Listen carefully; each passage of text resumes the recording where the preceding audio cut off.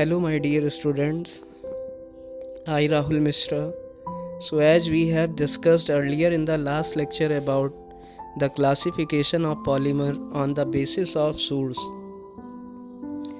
So, source के आधार पर polymer का वर्गीकरण या पॉलीमर को कहाँ कहाँ से पाया जा सकता. So we all know that on the basis of source, polymer is classified into three types. First one is natural polymer, second one is synthetic, and third one is semi-synthetic. And we have already discussed all these three polymers. So listen. Natural polymer are those polymer which are found naturally. It means ऐसे polymer जो कि naturally पाए जाते हैं. Second one is synthetic polymer. So those polymer which are prepared in laboratory are they are made artificially. It means ऐसे polymer जो कि laboratory में बनाए जाते हैं या आर्टिफिशियली बनाए जाते हैं. So they are also called as man made polymer. Now third one is semi synthetic polymer. It means those polymer which are prepared by the chemical conversion of natural polymer. It means जब natural polymer पर कोई chemical conversion कराया जाए या कोई chemical reaction कराई जाए तब जो polymer बनता है तो उसे semi synthetic polymer कहते हैं. It means they are half extracted by naturally and half found by synthetically. So they are called as semi-synthetic polymer. Semi means half. Now we will discuss about the classification of polymer on the basis of molecular forces. It means जो polymeric chain होती हैं ये कुछ ना कुछ force से जुड़ी होती हैं. So we can say there will be a force. So on the basis of this force, polymer is classified into four types. So first one is elastomer. Second one is fiber. Third one is thermosetting polymer. And last one is thermoplastic polymer.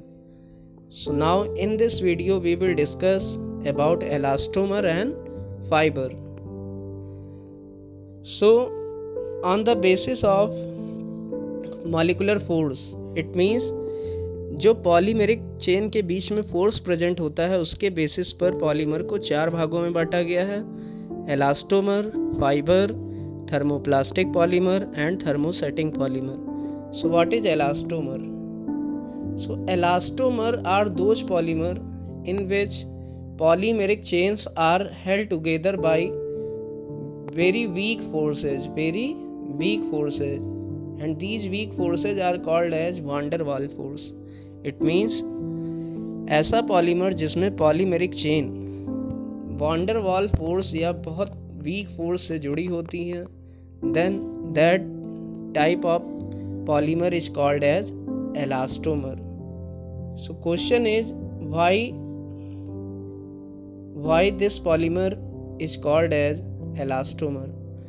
So this polymer is called as elastomer because this polymer possesses the property of elasticity.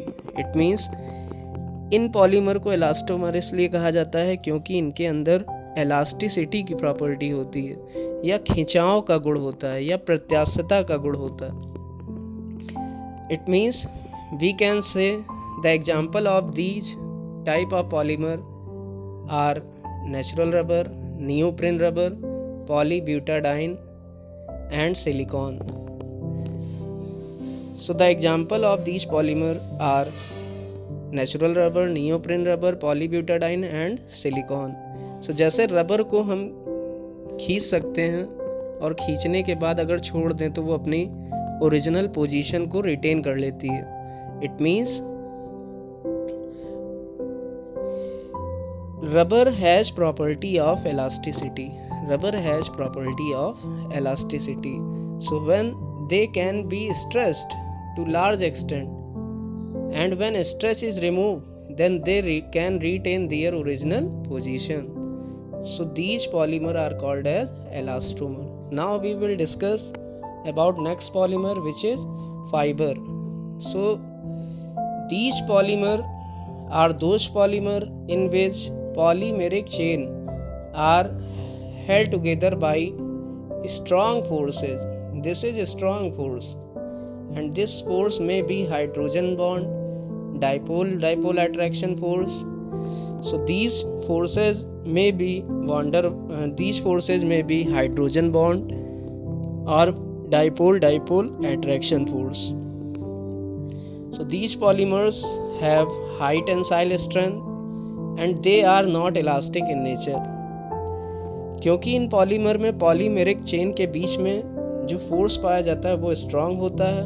ये hydrogen bond हो सकता है, dipole attraction force हो सकता है, इसलिए इनमें tensile strength ज़्यादा होती है। And they are not elastic in nature, और ये इलास्टिक नहीं होते हैं या इनमें खिंचाव का गुण नहीं पाया जाता है।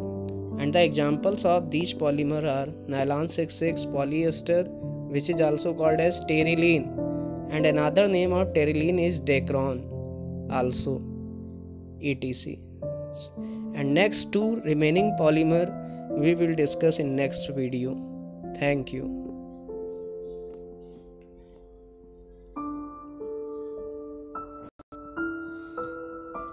Now third polymer is thermoplastic polymer.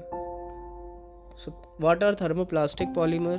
So those polymer in which the strength between the polymeric chain, the strength or force of attraction between polymeric chain is lies in between elastomer and fiber.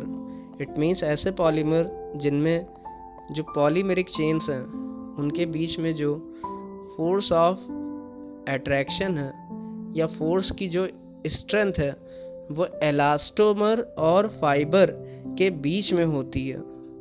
और we can say the strength of force is greater than elastomer but it is less than fibre, या जो force की strength है वो एलास्टोमर से ज़्यादा होती है और फाइबर से कम होती है, तो ऐसा पॉलीमर थर्मोप्लास्टिक पॉलीमर कहलाता है। Now second point is they can be molded into various shapes and size by the effect of heating and cooling. So listen, the meaning of this sentence is these polymer can be molded into many time or can be molded into many shapes. It means in polymer को कई सारे different shape देकर ढाला जा सकता है। Because when they get heated then they get melt, या हम ये कह सकते हैं जब ये पॉलीमर हीट किए जाते हैं तो ये मेल्ट हो जाते हैं। Then they get moulded by the effect of cooling, और मेल्ट करने के बाद इनको सांचे में रख के ढाला जाता है और फिर ठंडा करके एक नया शेप दिया जाता है। And this process can be repeated many time, और ये प्रोसेस कई बार दोहराई जा सकती है। It means these polymer can be moulded into many shape and sizes by the effect of heating and cooling. Now third point is these polymers are not rigid due to absence of cross link. It means ये polymer rigid नहीं होते हैं क्योंकि इनमें cross linking नहीं होती है। And we all know that about cross linking as we have earlier discussed in case of cross link polymer. The example of thermosetting polymers are PVC means polyvinyl chloride, polyethylene and Teflon. So ये तीन examples होते हैं, PVC, polyethylene और Teflon. Now we will discuss the next polymer and it is thermosetting polymer.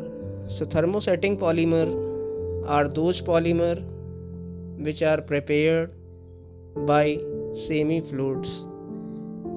It means ऐसे polymer जो कि semi fluid से बनाए जाते हैं थर्मोसेटिंग पॉलीमर कहलाते हैं. Thermo means temperature, setting means जम जाना. It means when these polymer get heated and when they cooled suddenly then they become hard.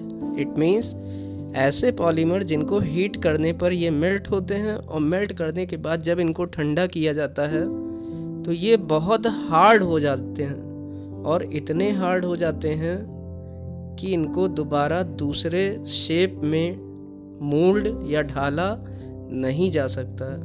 It means thermo setting means temperature दिया तो वो क्या हो जाएंगे, सेट हो जाएंगे. सेट मीन्स जम जाएंगे. So these polymers are called as thermo setting polymer because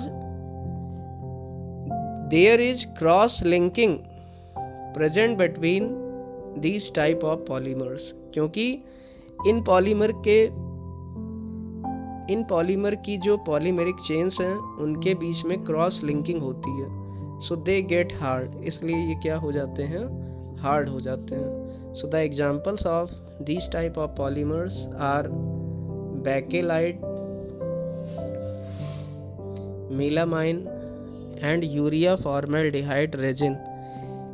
तो इस पॉलीमर के एग्जाम्पल हैं बेकेलाइट, यूरिया फॉर्मेल्डिहाइड रेजिन और melamine. So these polymer are melt and poured into mold of definite shape and then solidifies after cooling. It means जब इनको melt किया जाता है और फिर इनको ढाला जाता है किसी दूसरे शेप में और ये इनको फिर ठंडा करने पर ये सॉलिडिफाइज हो जाते हैं and they form non inflammable and non fusible substance.